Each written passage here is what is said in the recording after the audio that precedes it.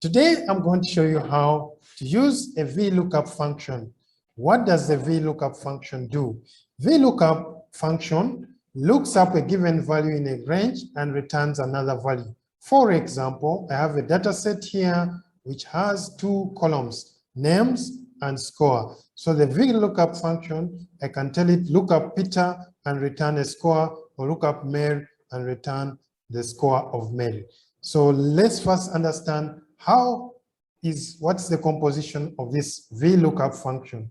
Vlookup stands for vertical lookup. It takes 4 arguments. The first argument is the value you want to look up, also called the lookup value. So in my case, I want to look up Chris. This is my lookup value. Then number 2 argument is the range where the lookup value is located. So my Chris is here, so I'll choose the range where my lookup value is located. The third argument is the column number in the range that contains the return value. So I have 2 columns. This is my lookup column, and my return value is in column 2. So the column number is 2. The last argument is whether the return value, whether the lookup value is an exact match. In that case, I say false or 0, or it is an approximation, so I'll type true or false. Let's demonstrate how it works. I'll enter my formula in E2, so I say Vlookup.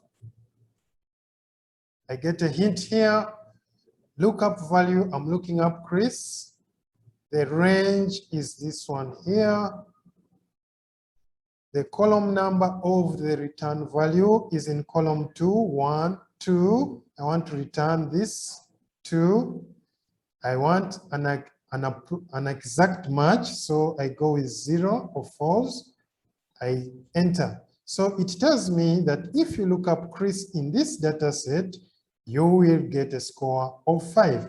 You can confirm this. Chris is 5. If I change this to James, I get 3210. So my James is 3210. This way, you can use the Vlookup function to look up a value and return another value.